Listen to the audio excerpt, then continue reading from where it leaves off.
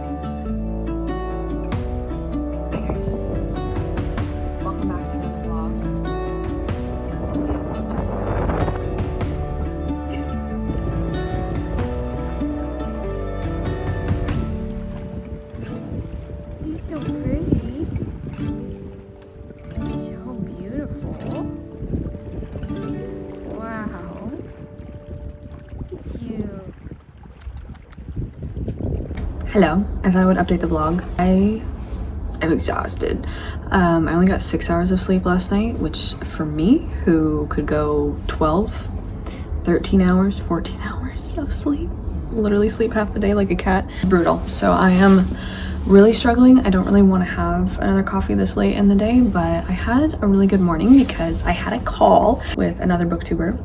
We called for the first time and I'm going to be collabing with him for an upcoming video. I think you'll see this vlog first, but please, dear friends, get excited for the collaboration of the year. I am so flippin' excited to film this video with him, and I'm talking about Gavin from Gavin Reads It All. I have been watching him for eons, and of course we both do the Trying to Solve Agatha Christie novels. We're going to be teaming up for solving a crime together next month, probably early next month, which I cannot wait for. So there's a lot of stuff I have to get in order for that. I want to just like kind of up the budget on this one because it's so much fun to do it with another person. Trying to solve it with Gavin is just going to be so much fun, so much fun. So we had a call this morning, or this afternoon, and I guess evening, for him to sort out what we're actually doing, talk about it a little bit, and just chat, which was so lovely. I don't remember the last time I talked to a friend at all. Yeah, so that was very much needed and just really good for the soul. Kind of with everything going on in my life and stuff, my unfortunately natural instinct is to isolate myself when things are difficult or when I'm dealing with things. It's not really to reach out for help. So I know when I moved here that I said I really wanted to make friends here, moving to a new place and living in a new place, and that never happened. If there's anyone else out there who is a young adult who is friendless, like zero, like we're talking zero, there is no one in my country at all that I know that I could go to that I could talk to. I don't see any friends because I don't have any. That's just the raw reality. Right now, I have absolutely 0 friends. I don't talk to anyone, and it is lonely. It's pretty lonely. Last time there were so many people in the same boat as me. So if you're still in that boat, I'm still there rowing beside you. But at this point, I really don't know what to do about it. I don't know what to do about it. That being said, yeah, that being said, I don't know what the segue is. I did want to tell you my reading updates though, which is great because I'm going to be finishing up 2 books. I think at least this week. I want to finish both of them in this vlog. Let me grab them. Okay, they are both right here. This is going to be a feat if we can do this this week, but this one I'm the most close to finishing, and it is A Day of Fallen Night by Samantha Shannon, and I have been loving this. Like, I've been loving this. We're that close, guys. I'm literally on page 800. I'm on page 830 of A Day of Fallen Night. This is a prequel to Samantha Shannon's Priory of the Orange Tree.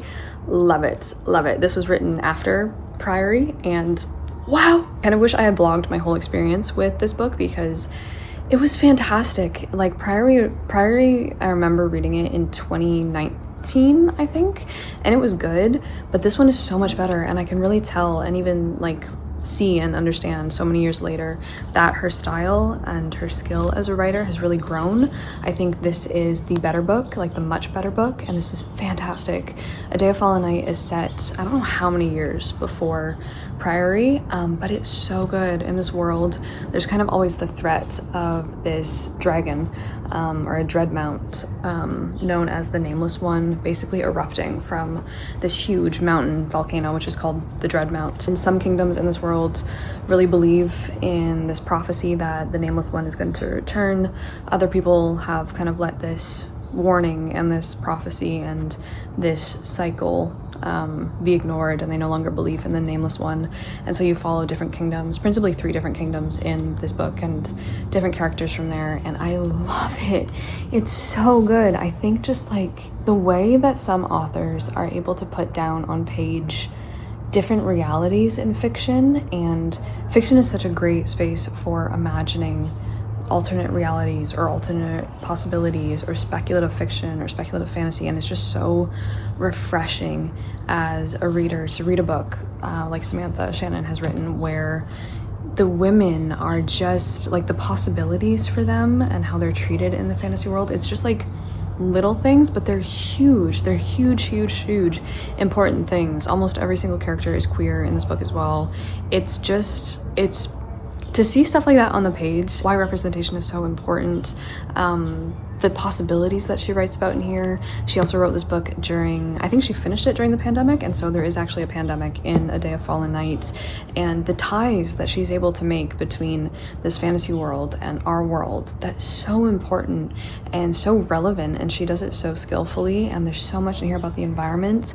I love how, environmental A Day of Fallen Night became, and so much of it is about our ties to the land and to the earth and to like what we're doing to it, obviously. And when you tie the pandemic in the book into that, women into that, there's so many beautiful, wonderful characters in this book. They're almost all women, and it's so, just thank you, big thank you. Just, I really appreciate that as a reader. I really appreciate that, what she's done, and different choices that she's made in the narrative, in the plot, in the characters' actions. It's very refreshing, and it's very relieving. Such a relief to read a book from her like this, where women can exist in fiction in such a way, is fantastic. There's also so much about motherhood and delivering children and just bearing children as well in this book, and having a reproductive system. And yeah, I'm thrilled, and I've really put off finishing it. I actually listened to the audiobook for this, which was lovely because it's full cast. It's really well done. I highly recommend it. But yeah, the audiobook was like, I think almost 40 hours. So I have about 2 hours left on the audiobook that I'm going to try and finish up maybe even today before I go out tonight. I'm taking Grendel to the vet tonight just for his like annual checkup and his vaccines. So I kind of want to get that done. I kind of want to get this done before then. I don't know, but I also don't want it to be over, but yeah, this one. And then I thought that I would also work in my finishing Moby Dick into this vlog. I thought about doing a whole other vlog with only Moby Dick in it, but I think what I'm gonna do is talk about the second half of reading Moby Dick in this video, and I'll put timestamps below for Moby Dick stuff. So far, honestly, a lot of what I read after part 1 of doing the Moby Dick vlog was not a lot of narrative. I'm on page, in this edition at least, I'm on page 432, which is only like page 200 and something, or maybe page 300 in the Norton, which is the one I'm reading it out of. But I have a lot to catch you up on. I just thought like there wasn't that much narrative. A lot of what ended up happening after I kept reading after filming part 1 of Moby Dick was that he talks a lot about very specific nonfiction things. Like, it becomes very much a whaling textbook, which I don't mind at all. It just doesn't make for a lot of, like, there's not an excess for me to comment on like there was, I think, in part 1, but nevertheless I will definitely be keeping you updated on my Moby Dick reading. I want to finish this book this week as well. Yeah, today's actually Thursday, so I don't know, I think I filmed the clip before this one, but these are the 2 main goals for right now. Literally very, very close to finishing that, and then I don't want to be done Moby Dick. I don't really want to, but afterwards I know I have Anne of Green Gables waiting for me, so it's okay. But yeah, I think what I'm gonna do right now, it's after 5 p.m. I'm gonna go try and relax a little bit and play World of Warcraft, probably until I have to take Grendel to the vet, and maybe I'll listen to the rest of this while I'm playing.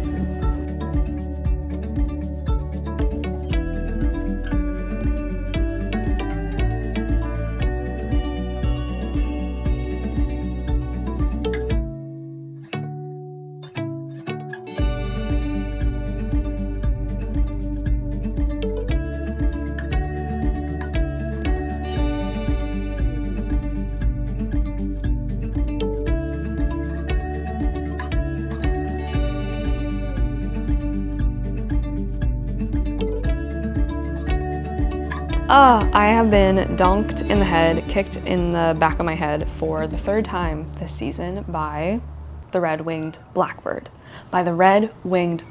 What a menace. I respect his defense, I respect his hustle, I respect what she's doing, what he's doing, what they're doing, protecting their eggs. I was just on the sidewalk next to shrubs, okay, not even trees, and they came out of the shrubs at me and just completely kicked me in the back of the head. It still hurts now. There were so many cormorants today. There was like hundreds of them out there. It was incredible. They were fishing, they were getting their lunch, and it was just a much needed sight to see them thriving after a morning of, to be honest, getting pretty emotional and just distraught at the stuff I'm reading in this nonfiction cormorant book. I'm currently reading about them just being persecuted mercilessly throughout centuries and being killed and destroyed. It was just really needed to see them having such a good time, and so many of them. It was beautiful. So I actually didn't get any reading done at all because I was just sitting there staring at them. I'm actually just sitting down now to build a cat tree, another cat tree for my cats. Wohnhinweise. Yeah, I know, Cal, I know. Oh, honey. Oh, honey. The cat drama, they are cat problems, unfortunately, began with Sir Little Grendel trying to fight Kelsifer at very specific times. My one goal in life is just to make these cats as happy and healthy as they can be. We're on to step number 2, by the way. We need P11.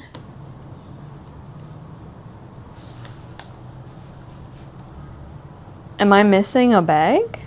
I took everything out of the box. China, please.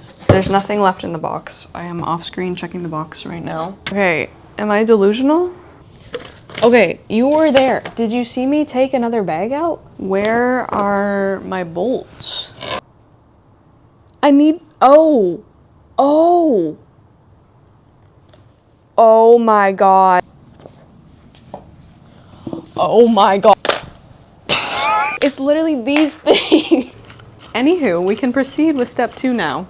Okay, 10 minutes. We just spent 10 minutes on step 1. So what I was saying is that Grendel has been starting to like go after Cal and try and like fight him or something. Like it's not nice. It's not nice playing. He always tries to go after Calcifer right after meal times, like after breakfast, dinner, and when I'm playing with Calcifer or when I'm showing affection or attention to Calcifer.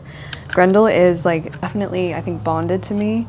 Grendel is so clingy with me. He follows me around 24/7. He sleeps on top of my chest, like literally sometimes cheek to cheek with me at night or in the morning, and he's just like so attached to me. He's been showing a lot of jealousy and being very territorial, I think, with Calcifer. If, for example, I'm playing with Calcifer on the bed, Grendel will hear it, he'll come in, he'll jump up, and he'll try to like bite Calcifer in not a nice way, and sometimes he'll try to rip out Calcifer's fur.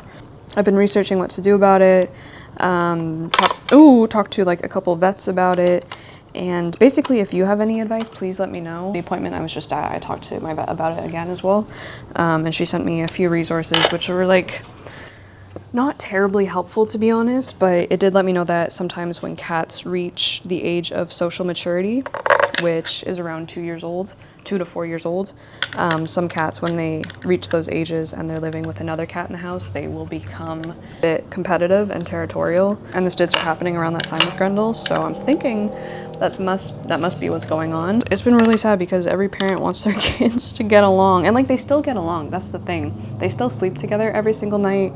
Calcifer still gives Grendel his baths. They still play together normally. They have fun together. Last night in bed, they literally slept together, snuggled up cheek to cheek. It's just those moments after food.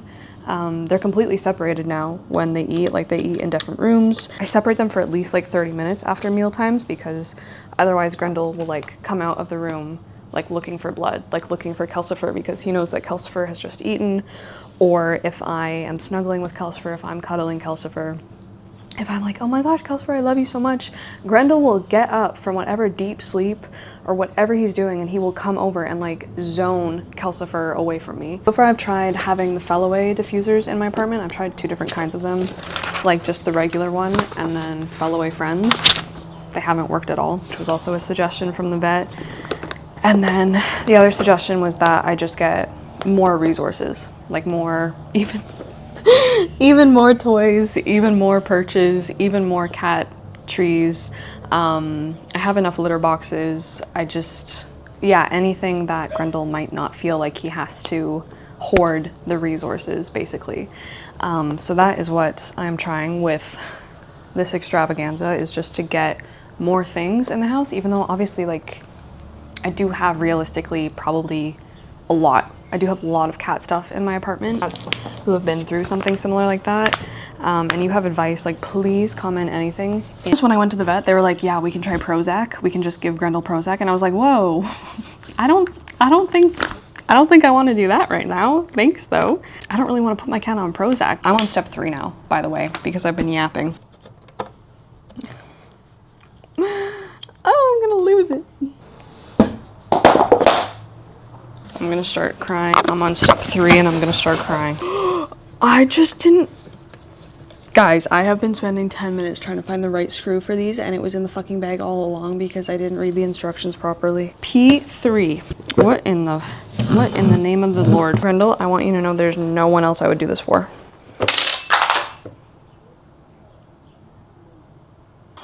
I'm just in the other room doing some deep breaths. We're at 37 minutes, by the way, and I'm halfway through step 3. I don't know why I'm raw dogging this. I'm gonna put some music on, or some YouTube probably.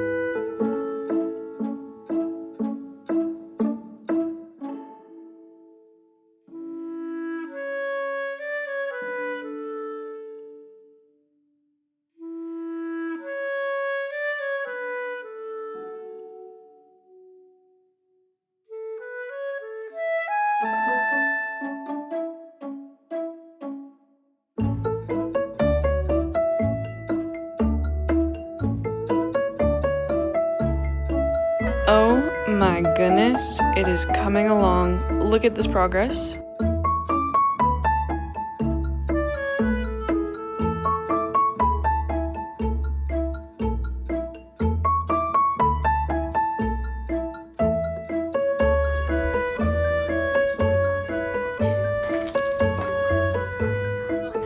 Okay, so Grendel's in it. Do you like it? Are you liking it in there?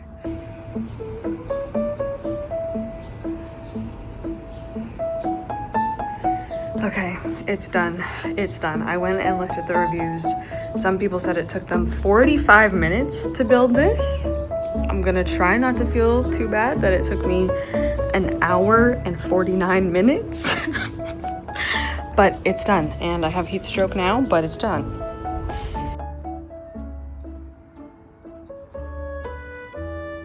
What's that sound?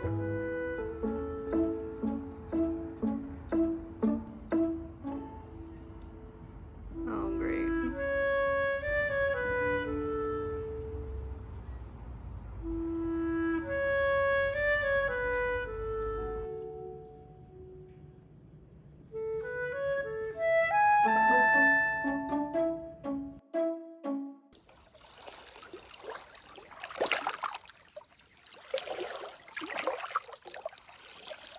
Classic wooden finisher.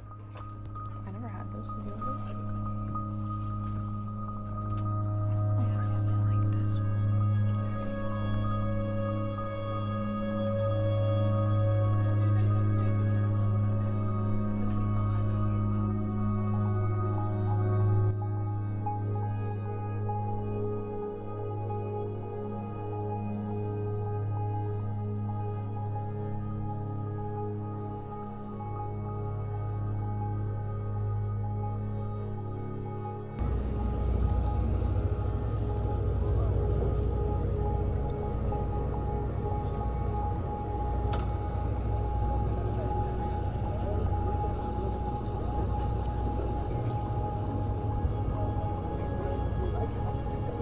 Now, if you guys want to see the guys more out the roads, downstairs there are glass caps, and it's more of an intimate view.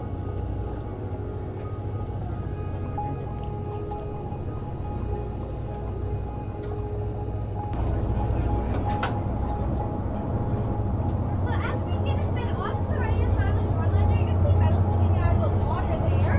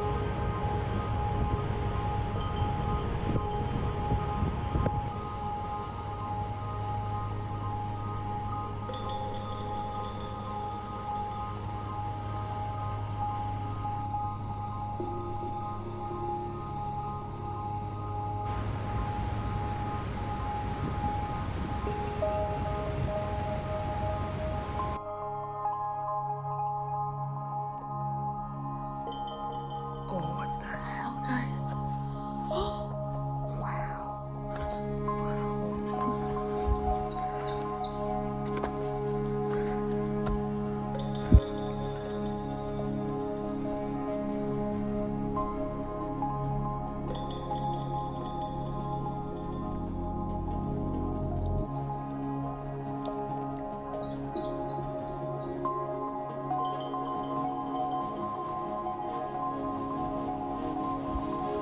Absolutely gorgeous. Oh, and there's even a freaking shell in it. Holy God moly. Look at how beautiful. Wow. Wow.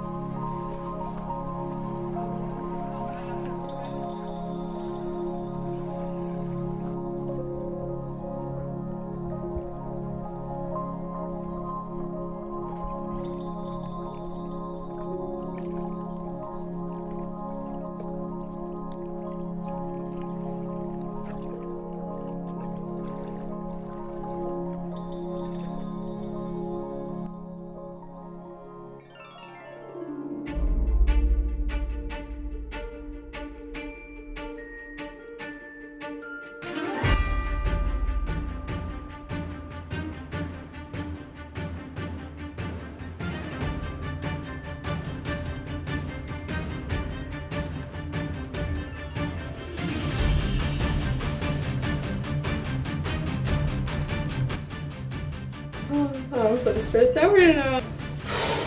Oh my god.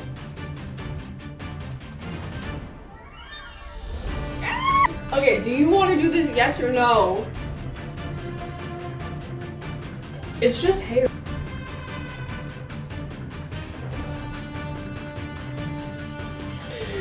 Oh, that's a lot of hair.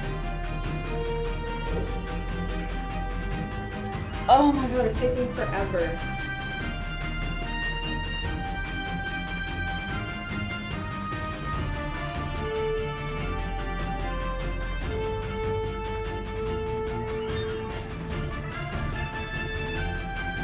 Oh my god, this is killing my hand. Oh my god.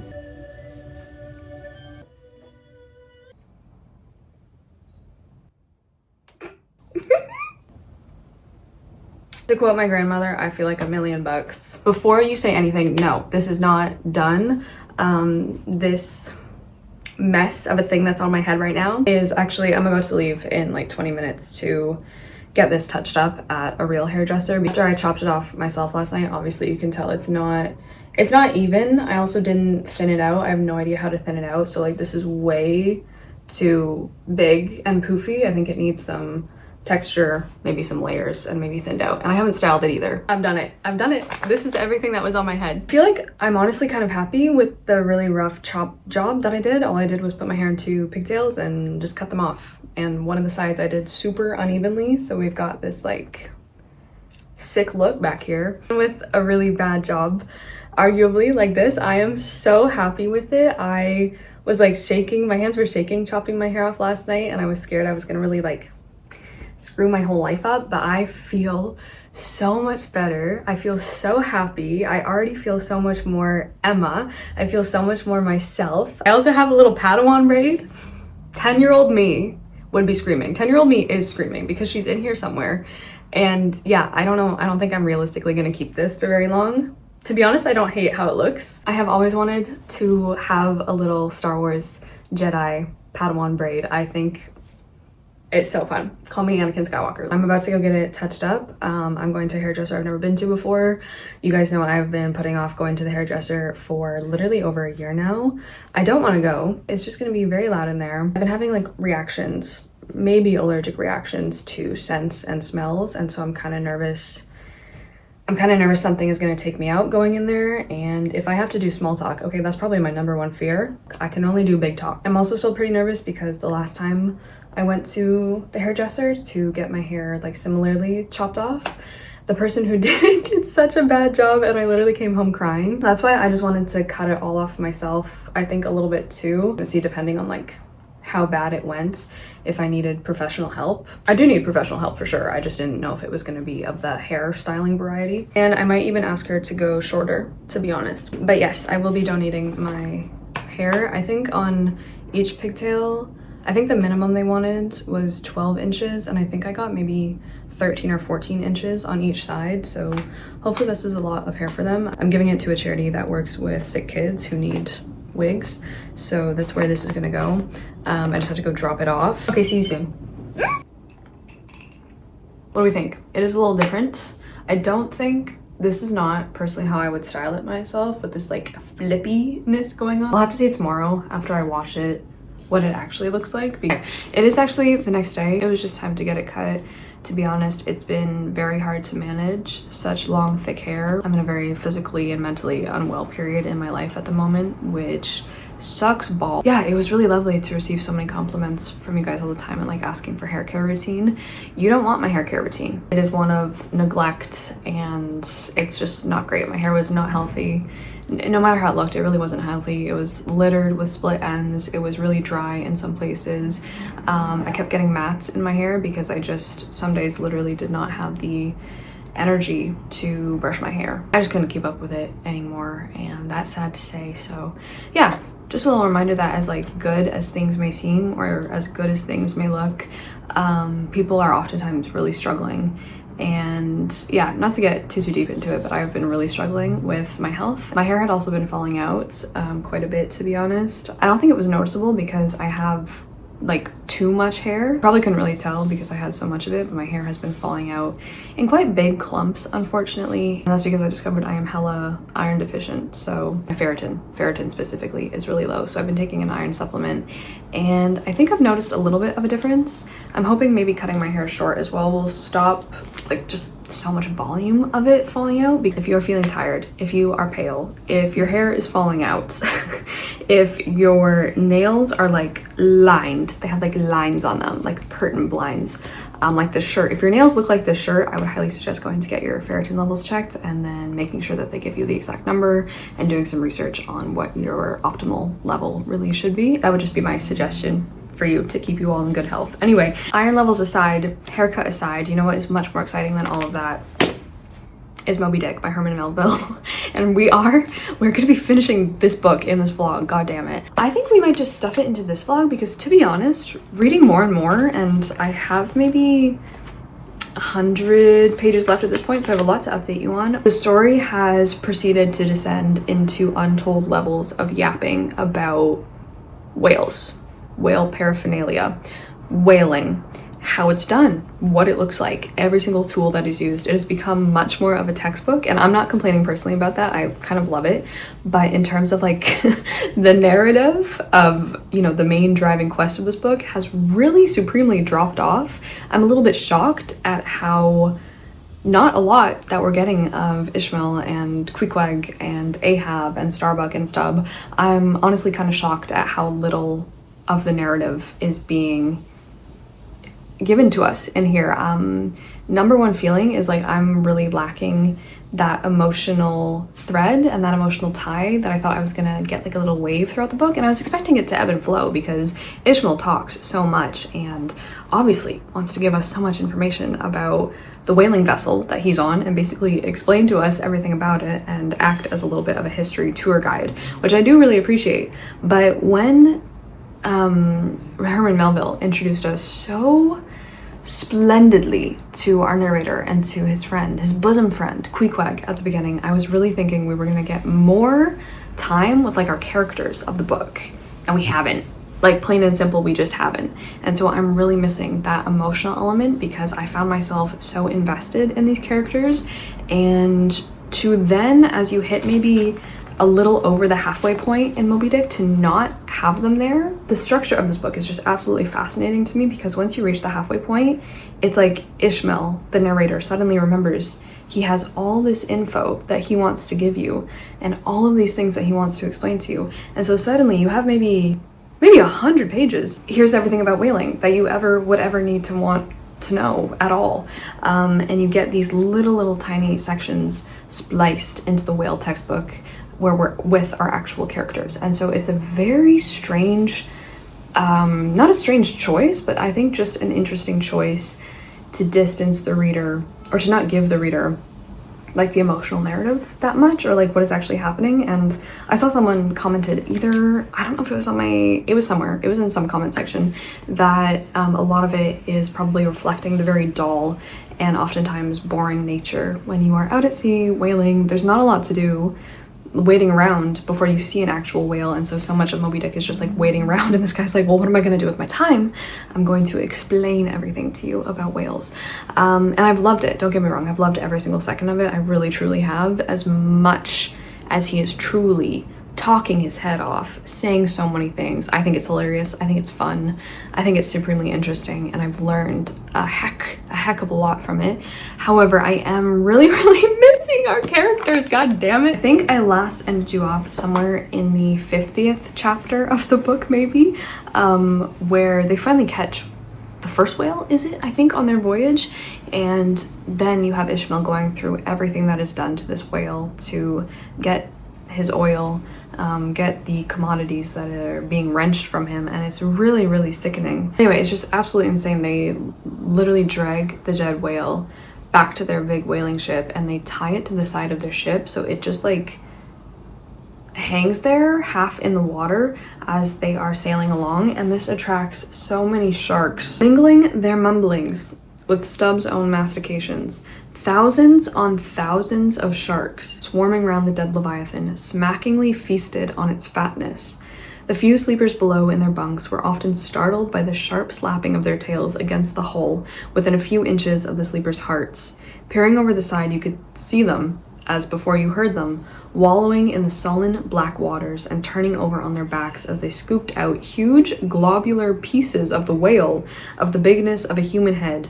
At this point in the book, it just gets harder and harder to read because you have not only the very like practical sections where Ishmael is telling you just like, you know, point blank, very, you know, just telling you how it is, how these things are done, what the fishery was like, how it, you know, carried on these things, all the tools they use, etc. But then you also have chapters where Ishmael himself is even wondering, like, you know, I kind of feel bad about this because I'm describing the whale. I feel something in the whale. I see their eyes. I wonder what they must be thinking. And there are very humanizing chapters, or just very much more sympathetic chapters of the whale combined with this. But it's just, it gets pretty hard to read. It does get pretty hard to read because you just have so much slaughter and so much killing. I would probably seriously sit here for so long if I read you every single passage that I've highlighted in this book so far, but some of them are just so fantastic. When Ishmael is talking about the ship and how it's making, or how it's storing, and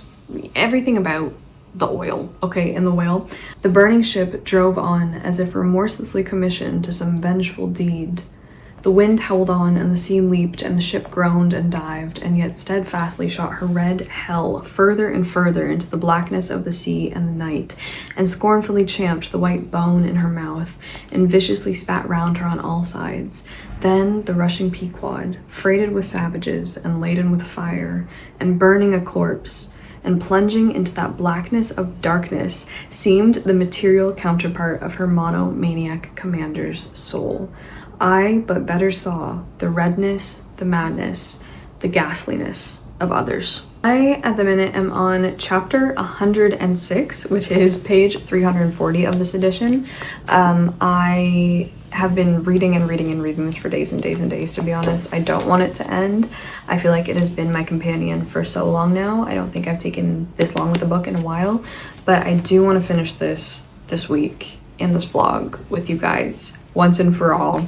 I don't have that long to go. I know it looks like I'm only halfway through, but there's so much info at the back of this edition that's not true. So yeah, because this summer, more than any other summer, I've kind of been in the mood to read spooky books, and I just feel so ready for, I do feel really ready for fall. I always kind of do, but I have been wanting to read so many spooky books in the summer, which I don't normally do, and so I kind of want to like think more about Summerween, and I also want to organize all of my spooky books and basically all of my summer reading for like the rest of the summer, for just July and August. Let's go make a coffee. I think I might make a mind map even. I feel like I haven't made a mind map. I feel like, I was gonna say elementary school, but surely we made some at university. I would like to make a mind map of like all the different categories of books and then sort my books into those categories.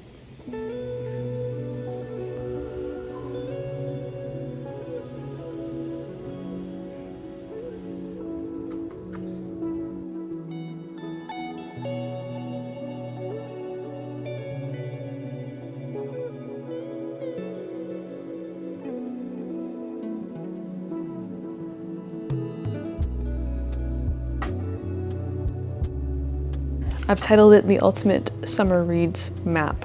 This is me on my little journey trying to find exactly the perfect books to read this summer. I basically organized this into 3 main categories for right now. If you take the first route on the map, you'll make it all the way to my lakeside reads.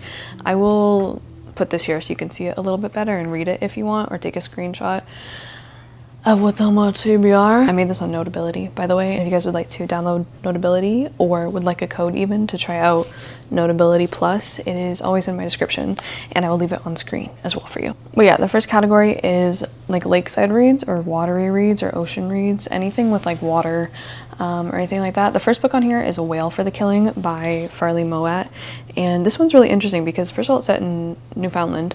Also it's about this whale that is stranded, and then I think people are trying to obviously kill it for oil, and I'm not sure what kind of whale it is, but it sounds obviously like it's talking about very similar things, like Moby Dick is. I have one on here that's currently in my library, which is Indian Arm by Hiro Kanagawa, and Enchanted April I've talked about recently. I really do want to read that. Moomin Papa at Sea by Janssen is probably one of the books that I'm most excited about on this list, because that looks like a really sweet installment in the Moomin series about Moomin Papa, who is, I think, rowing out to sea. I also just added a bunch over here that overflowed. Romance in Marseille, which is a book I saw through Libby, and this looks really interesting because I think at least the first half of it is set on a cruise ship, and I know it's queer. We're following, I think, this man who is, I don't know why he's there. I actually only remember like splinters of the synopsis, but it sounded really good. And then this one made me think of The Old Man in the Sea by Hemingway, so I added that too. If you follow the pumpkin route, you will get to the Summerween picks. I mean, this was helpful as well because I added another little like branch off into videos that are going to correspond to the books for each section, which is great. So for example, in my Lakeside reads, this will include a lot of my bird watching stuff. And then for Summerween, this is like my whole category for it. So many. I don't think it's Sterling House. I think it's Starling House by Alexi Harrow. My Cousin Rachel by Daphne du Maurier, because I'm kind of in the mood to try more du Maurier now. We have stuff like The Impusium, which is a retelling of The Magic Mountain. And then I have a bunch that, like, doing the first category of like watery and lake books made me remember a lot of other like dark, spooky, watery, like lake gothic, lakeside gothic, I don't know, because we have stuff like the Dark Cove Theater Society, Lake's Edge, and also the Lake of Dead Languages. I think that last one by Goodman is a dark academia. Lake's Edge is more like a spooky gothic romance, I think, by Linda Clipstone maybe, and then Dark Cove Theater Society is like dark academia-ish theater kids, I think. I made another little branch off for the videos for these books. I was thinking of doing like a Summerween 24-hour readathon. Let me know if you'd like to see that or not. And in case that is my mind map done, and when I finish Moby Dick, I think I want to come back to this chart and then pick the first one off of here. Maybe like the Dark Cove Theater Society I'm kind of in the mood for, because it's been another like overcast, gloomy summer day, which I'm honestly pretty grateful for, and these are kind of all the books that I'm in the mood for because of that. So yeah, anyway, I just had dinner. I just sat down and read some of Anne of Green Gables, which I will not talk about in this video, but it is going so well. I am loving this so much. I think I'm going to sit down now and switch over to Moby Dick so we can focus on finishing up that tome. I am flirting with the idea of playing squash tonight. I have 2 doctor's appointments tomorrow though, so I'm just thinking maybe I should take it easy and rest.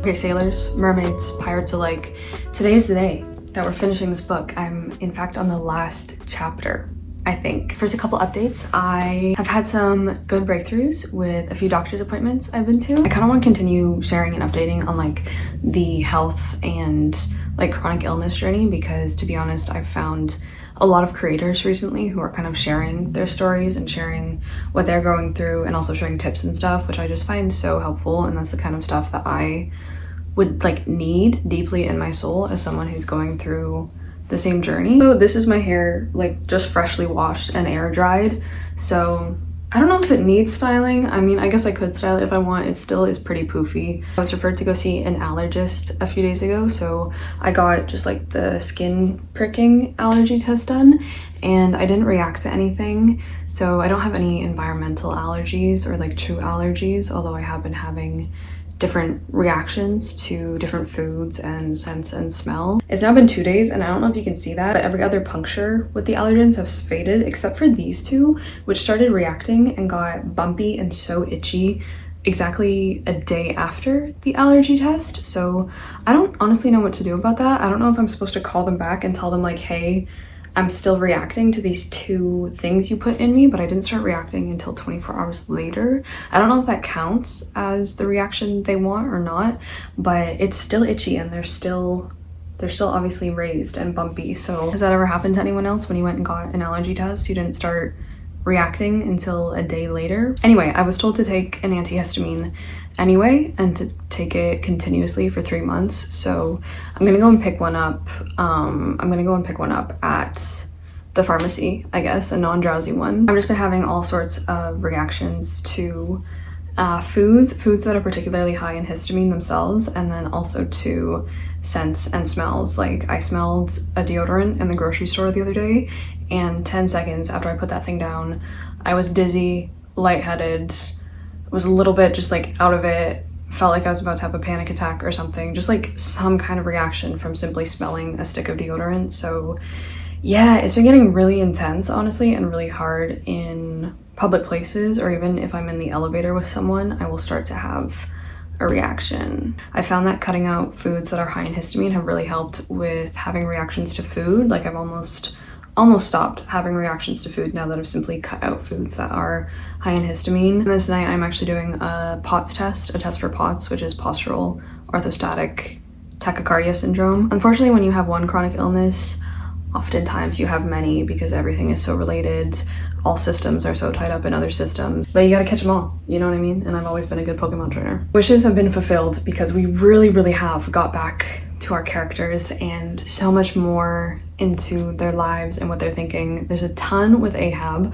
Our narrator Ishmael has really faded from view at this point, honestly. Like, he's really not there, and Moby Dick is so interesting and experimental, and there's so many different kinds of narration that goes on in this, but the last update that I gave you after that, it was suddenly like, we're back with our characters, because I guess he had finished telling us every single thing about the whale that he wanted to tell us, but it has been so wonderful to be back with them. I am loving the relationship between Starbuck and Ahab. I think their conversations and what they have to say to each other, it's so heartbreaking, and I've honestly been feeling more and more pity for Ahab, even as he's driving them relentlessly forward to this goal, and even as he is trying to take on this whale. I don't want to say for like no good reason, because to him it really isn't about the whale, Moby Dick himself. It's this whole other big philosophical existential thing, and the whale is only like a part and parcel of that. But yeah, the conversations between Starbuck and Ahab, because Starbuck is so level-headed, cautious, very grounded in reality, very no nonsense, and from the beginning he's been against Ahab. But Starbuck too comes to feel so much pity for this, I think we find out he's like 60-year-old man who is just hell-bent on basically destroying himself, when Ahab too has a family. He has a wife and a son at home, and the conversations between them, and kind of like Ahab's, I think it was his final big long speech to Starbuck, was just really heartbreaking, because there is a moment where Starbuck tries to make him like turn around and go home. He's honestly been very sympathetic as well to this young boy named Pip, who is on the ship. And Pip is so, man, his character, he's lost himself because there was a scene a long time ago now, a long time ago back in the book, where they're lowering for a whale. They're on their whaleboats in the water chasing after a whale, and Pip jumps out of the rowboat that he's in. And if you fall out, or if you jump out of the whaleboat, you're gonna be left there until someone comes back to pick you up. So just like imagine you are this tiny person in the Pacific Ocean. There's nothing around you. You can't see anything. Your big ship is gone out of your sight, and everyone is rowing away from you, leaving you alone in this huge immensity, and you just have to like tread water and float for sometimes maybe hours and hours all by yourself. Obviously for some people that is like torture beyond their wildest imaginings, to be left alone in the ocean. You'd be probably very scared too of like what is below you maybe, and what's coming to get you. For this reason, Pip like loses himself. He kind of gets run out of himself in that moment, because he's left there. He's eventually picked back up and brought to the ship, but he loses his identity, and he talks of himself in the third person after that, and he's always like, where's Pip? Pip jumped out of a whaleboat, he's gone, like, where, have you seen him? You know, have you seen Pip? If he's around, let me know. His character is so affecting and you just feel so much sympathy for him. But then because of that, and because he's been kind of driven out of his mind and out of himself in such a way, Ahab develops a very keen feeling for the boy and like takes him under his wing and like essentially starts to bring Pip around with him everywhere. They hold hands all the time, they're always together, and Pip is a very healing force to Ahab. I'm just really liking this book still, and I'm just anyway, we have come to the part of the book now where we have seen Moby Dick. We finally laid eyes on Moby, and he's here. Okay, he's here. I'm not gonna spoil it. And if I do have any spoilers in here, I will put the timestamp for it. But I'm on the last chapter. I'm on the very last chapter. Chapter 135. I'm literally just gonna sit here and knock it up until I finish it. I think I only have about like 7 pages left.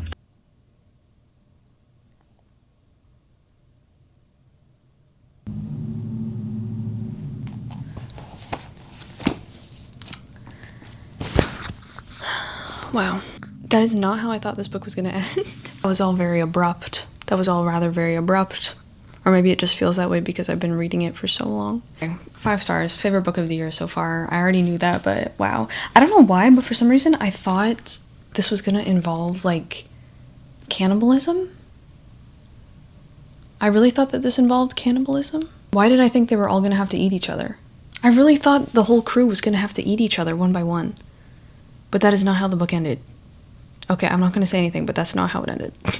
Okay, I think what I missed most of all is that at the beginning, the book kind of presents itself as Ishmael's journey, and we get so much of what he's thinking and so much about him, and it's all very much from his point of view. And then as the book goes on, we kind of get less and less of that, to the point where he kind of fades into the background as an observer of the tragedy playing out before him. And I just wanted him to come to the forefront a little bit more because I actually really like his character, and I just wanted a little bit more from him.